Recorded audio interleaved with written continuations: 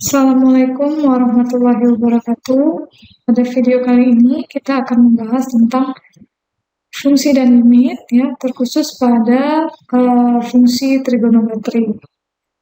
Nah, tentu fungsi trigonometri ini sudah akrab sekali ya di telinga, mulai sejak SMA sudah mengenal beberapa fungsi trigonometri ya. Begitu juga dengan definisi-definisi dari fungsi trigonometri yang biasanya kita pakai segitiga siku-siku ya untuk menentukan sinus dari theta, cosinus, dan tangen. Nah, kita dapat mendefinisikan suatu fungsi ya trigonometri itu pada suatu lingkaran ya, satuan atau unit circle ya, dimana misalkan di sini ada lingkaran ya yang dinyatakan sebagai C. Nah, ini merupakan lingkaran yang punya jari-jari ya, ini jari-jari yang punya jari-jari sama dengan 1 ya, dan berpusat pada titik asal. Nah, lingkaran ini akan memiliki persamaan X kuadrat ditambah Y kuadrat sama dengan 1 ya untuk persamaan lingkarannya.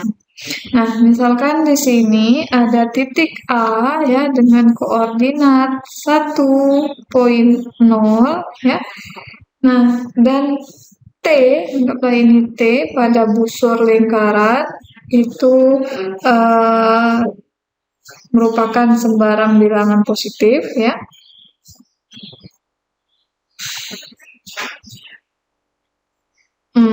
Maka ya, misalkan kita letakkan suatu titik P pada koordinat X dan Y tertentu ya, maka kita akan dapat menentukan panjang busur AP dari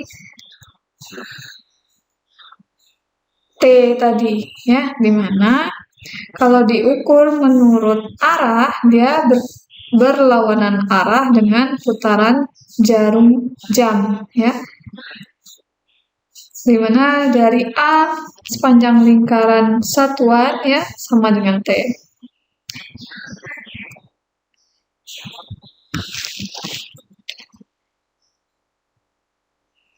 Nah, dari gambar ya kita dapat menentukan definisi dari fungsi sinus dan kosinus ya. Biasanya kan kita menggunakan segitiga siku-siku, di mana kalau sin theta itu sama dengan sisi depan per sisi miring ya. Cos theta sisi dekat sudut per sisi miring. Lalu tangen theta itu sisi di depan sudut per sisi di dekat sudut. Nah, sekarang kita menentukan sinus dan kosinus dari persamaan lingkaran ya, di mana T-nya itu sama dengan pi ya. Nah, jadi kita harus ingat keliling lingkaran yang memiliki jari-jari R itu adalah 2πr ya. Misalkan keliling lingkaran adalah 2πr. Nah, maka ya keliling C ini ya adalah 2pi. Nah, jika T-nya sama dengan pi ya, maka titik P itu adalah setengah dari keliling lingkaran ya dari titik A.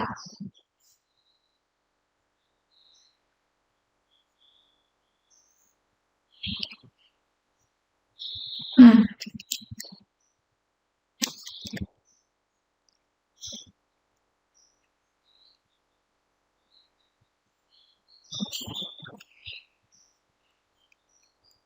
Jadi, untuk menentukan sifat-sifat dasar sinus dan kosinus ya, kita harus menggunakan definisi dari fungsi sinus dan kosinus pada slide sebelumnya, di mana sin T ya sama dengan Y ya, dan cos T itu sama dengan X ya. Ini definisinya.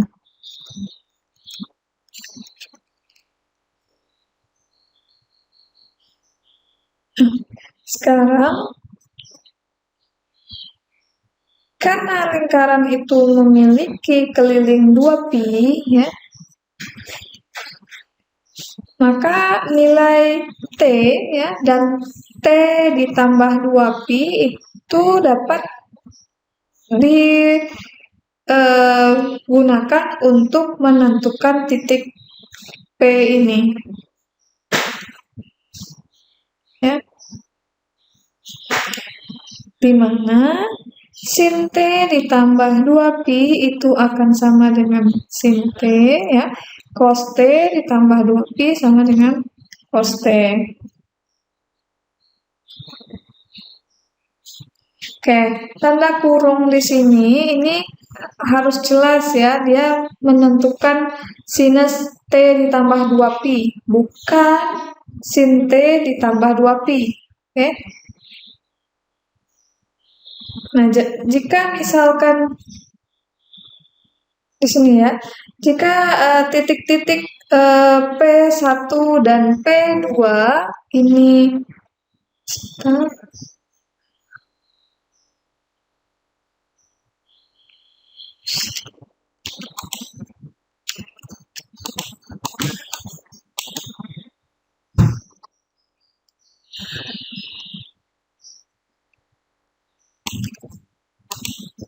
Nah, jika titik-titik P1 ya dan P2 ini ya dia berpadanan satu dengan yang lainnya, di mana satu dengan T, satu lagi dengan minus T ya, keduanya ini simetris terhadap sumbu X. Nah, sehingga untuk koordinat X yang sama dan koordinat Y yang sama, koordinat X-nya akan sama ya, tapi koordinat Y-nya yang berbeda. Dimana kalau sin minus T sama dengan sin negatif sin T ya, sedangkan cos min T sama dengan cos T. Nah, jadi dengan kata lain ya, kita dapat mendefinisikan fungsi sinus ini merupakan fungsi ganjil ya, dan cos ini fungsi genap.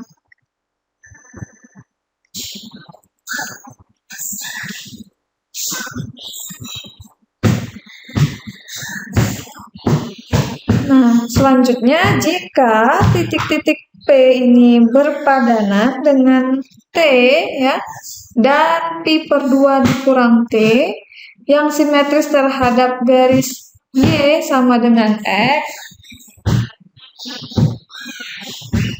maka koordinat-koordinatnya akan saling bertukar.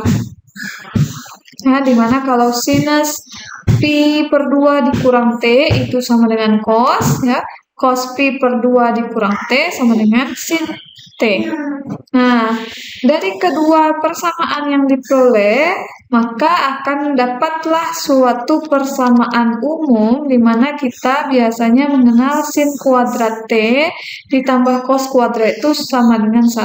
Nah, biasanya T di dalam ketika SMA, T ini sama dengan theta ya. Nah, untuk setiap bilangan real ya, T-nya ini. Nah, maka dari kesamaan ini akan muncul fakta baru bahwa titik X dan Y itu berada pada lingkaran satuan, sehingga akan memenuhi persamaan lingkaran di mana X kuadrat ditambah Y kuadrat itu akan sama dengan 1. Nah, sekarang kita lihat grafik sinus dan kosinusnya. Nah, untuk menggambarkan grafik Y sama dengan sinus T atau Y sama dengan kosinus T, maka kita harus mengikuti suatu standar ya dari tabel di bawah ini. Nah, kita bisa menggunakan T-nya itu mulai dari 0 hingga pi ya.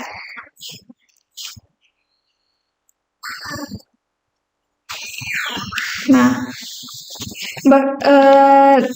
kalau kita lihat grafik sinus dan kosinus, ini kita dapat menentukan beberapa hal ya terkait grafik.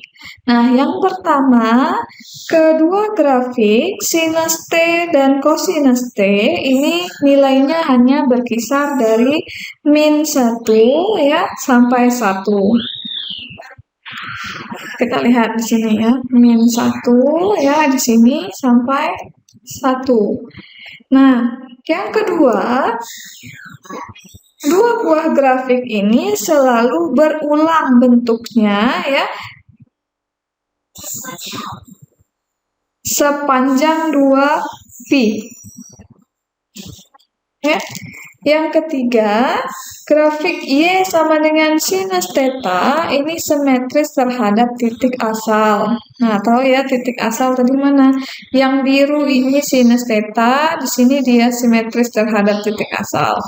Oke, nah sedangkan grafik Y sama dengan kosinus T itu simetris terhadap sumbu Y, berarti di sini ya. Nah, maka kembali lagi fungsi sinus ini fungsi ganjil ya. Cos ini adalah fungsi genap dari grafik yang dilihatkan ya atau yang dihasilkan. Nah, yang terakhir grafik sinus T ya ini sama dengan grafik kosinus T ya, tetapi kita harus menggeser sebanyak pi/2 satuan ke kanan. Artinya pi/2 itu adalah 90 derajat ya. Jadi beda fasenya itu 90 derajat antara sinus dan kosinus. Nah, sekarang kita pahami tentang periode dan amplitudo. Nah, periode dan amplitudo ini ada di dalam fisika, ya, terkhusus untuk mata kuliah gelombang. Nah, pasti ini akan berkaitan dengan fungsi sinus dan kosinus. Nah, untuk sebuah fungsi itu bisa dikatakan periodik ya jika terdapat bilangan P ya sehingga ya nantinya fungsi X ditambah P itu sama dengan fungsi X di mana untuk X-nya bilangan real dalam setiap daerah asal F. Nah, bilangan P terkecil itu kita sebut sebagai periode dari F atau periode dari fungsi. Nah, kita dapat menentukan fungsi sinus itu periodik karena setiap sinus X ditambah 2pi, dia kembali lagi nilainya sama dengan sinus X. Nah, untuk semua nilai X-nya. Nah, jadi kita dapat simpulkan bahwasanya fungsi sinus itu dia periodenya adalah 2pi ya, ini periodenya. Nah, sekarang misalkan di sini ada fungsi sinus AT ya, memiliki periode 2pi/A.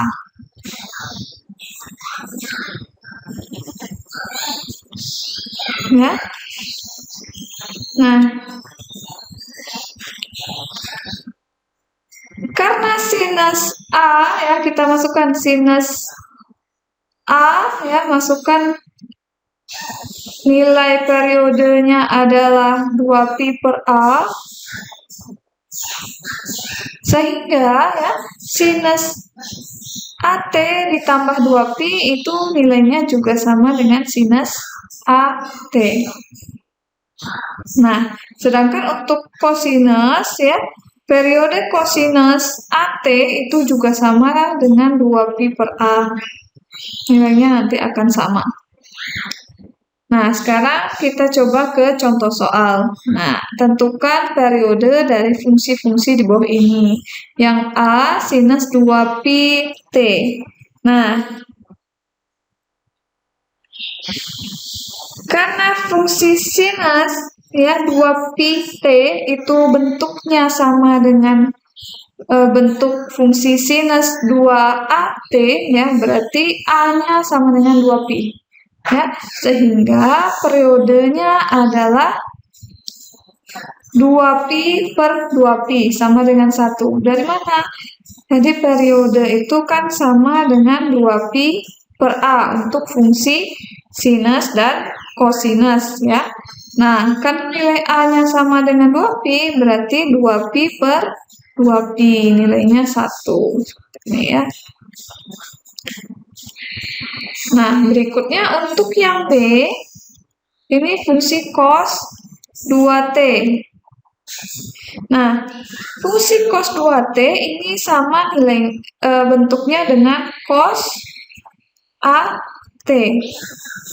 Ya, di mana nilai A-nya adalah 2. Maka periode untuk fungsi kosinus ini adalah 2Pi per 2 ya, sama dengan Pi. Nah, bagaimana untuk yang C? Yang C ini bentuknya sama dengan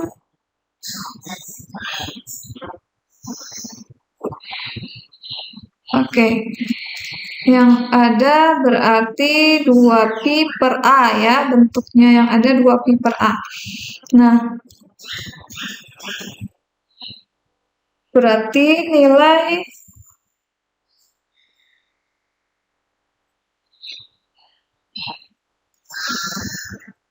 AT, kalau kita ubah dia menjadi sinus AT ya, berarti nilai A-nya itu adalah 2Pi per 12. Nah, sehingga nilai periodenya itu berapa? Periodenya berarti 2Pi per A ya, untuk fungsi sinus. Kita substitusikan nilai A-nya 2Pi per 12. Oke, hasilnya adalah 12. Gitu ya. Nah, sekarang jika suatu fungsi itu periodik ya, dia mencapai nilai minimum dan maksimum, kita dapat menentukan amplitudo A-nya ya, di mana kita tentukan dari setengah jarak antara titik terendah dan titik tertinggi pada grafik. Nah, misalkan ini amplitudo dari fungsi sinus 2Pi T per 12. Nah, solusinya, karena daerah hasil dari sinus 2Pi T per 12 itu adalah minus 1 sampai 1, ya, kita tahu kalau fungsi sinus itu kisaran nilainya hanya dari minus 1 sampai 1, berarti itulah daerah asalnya, ya. Maka amplitudonya adalah 1, ya, dari mana, ya? Dari misalkan nih, nilainya min 1 ya, di sini 1. Nah, ini kan ada 2 jarak ya. Ada 2. Nah, amplitudo itu kan setengah dari jarak titik terendah dan titik tertinggi. Ya, berarti sama dengan 1. Nah, untuk yang B, begitu juga ya. Di sini fungsi dari 21 sinus 2Pi T per 12 ditambah 3. Nah, kalau secara umum kita bisa ngambil nilainya dari minus 21 hingga 21. Ya. Nah, kita tuliskan bahwasanya fungsi ini dia punya periode 2Pi per A dan amplitudonya A. Kita bisa sebenarnya ke persamaan gelombang. di mana A sin ya omega T. Nilai yang di depan sin ini dia itulah amplitudonya ya. Kita bisa saja langsung jawab dari persamaan ini 21 ini bisa menjadi amplitudonya langsung ya.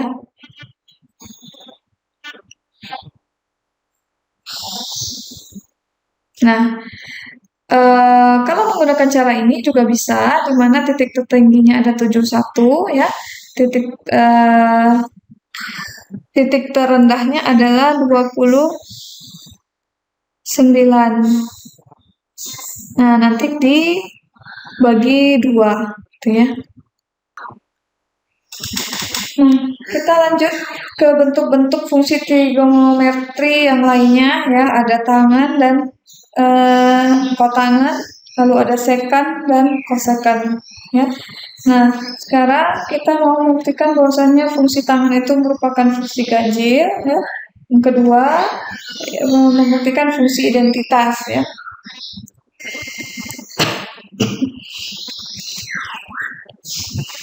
Kita coba satu persatu. Tadi misalkan tangan min T ya. Tangan min T ini berarti kan sinus min T per kosinus min T ya.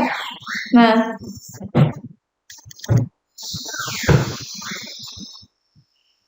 min sin T ya, kosinus min T ini nilainya sama dengan cos T. Nah, berarti nilai tangan min T itu sama dengan negatif tangan T ya, berarti ini adalah fungsi ganjil.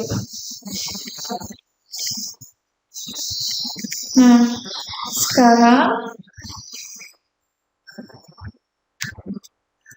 yang kedua ya, fungsi identitas. Dia diberitahunya kita 1 ditambah tangan kuadrat T sama dengan sekan kuadrat, lalu 1 tambah kotangan kuadrat T sama dengan kosekan kuadrat. Nah, kita buktikan satu-satu ya. 1 ditambah tan kuadrat T ya, itu berarti 1 ditambah sin kuadrat T per cos kuadrat T ya. Ini sama dengan ya, ini penyebutnya disamakan, berarti di sini sama dengan cos kuadrat T ditambah sin kuadrat T. Ini sama dengan 1 ya per cos kuadrat T. 1 per cos kuadrat T sama dengan sekan kuadrat T. Yang kedua, 1 ditambah kotangan ya, kotangan kuadrat T sama dengan kosekan kuadrat T. Apakah benar? Kita coba. 1 ditambah cos kuadrat T ya per sin kuadrat T ini sama dengan sin kuadrat T ditambah cos kuadrat T ini juga sama dengan 1 sin kuadrat T ini sama dengan kosekan kuadrat T nya, berarti terbukti sama ya. Nah, selanjutnya apa hubungan antara sudut ya atau derajat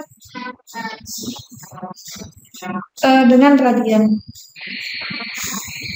Nah, jadi kalau satu radian itu dia merupakan sudut yang berpadanan dengan busur lingkaran ya. Nah, sehingga 180 derajat itu dia sama dengan pi radian. Nah, nilainya juga sama dengan 3,14 radian ya. Biasanya kita juga mengenal ini sebagai 22/7. Nah, misalkan di sini ada sebuah busur lingkaran S ya, dari sebuah lingkaran yang berjari-jari R. Nah, dan sudut pusatnya T radian ya, maka dari persamaan ini kita bisa menentukan panjang lintasan atau panjang busur S ini ya. Ini bisa kita gunakan perbandingan di mana S per 2πr per keliling lingkaran sama dengan T per 2π. Jadi sudutnya itu paling besar adalah 2π ya, 360 derajat. Sehingga nilai S itu kita dapatkan merupakan perkalian dari jari-jari dan T-nya. Nah, misalkan di sini ada jarak tempuh roda yang memiliki jari-jari R. Kita langsung saja R-nya sama dengan 30 cm. Ya. Berputar sebanyak 100 kali putaran. Ya, berarti ini N-nya ya, 100 kali. Nah, kita dapat menentukan jarak tempuh roda itu dengan persamaan S. S tadi kan R dikali T. Ya. Sini R-nya kan 30 tadi. Nah, T-nya berapa? Dia berkeliling sebanyak 100 kali ya. Berarti kan satu keliling itu 2 pi. Sehingga jarak tempuhnya adalah 6000 pi. 6000 pi ini sebanding dengan 18.849,6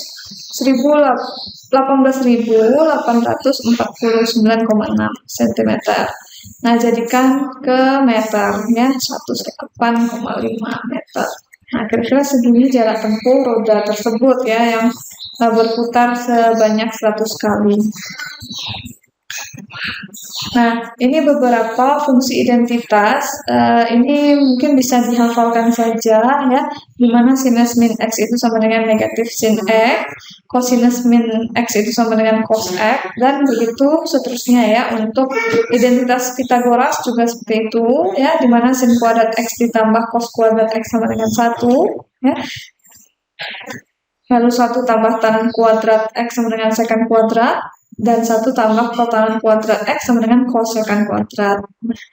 Ini merupakan fungsi-fungsi identitas yang perlu dihafalkan ya, untuk nantinya bermanfaat pada saat membuktikan kesetaraan dari dua buah fungsi.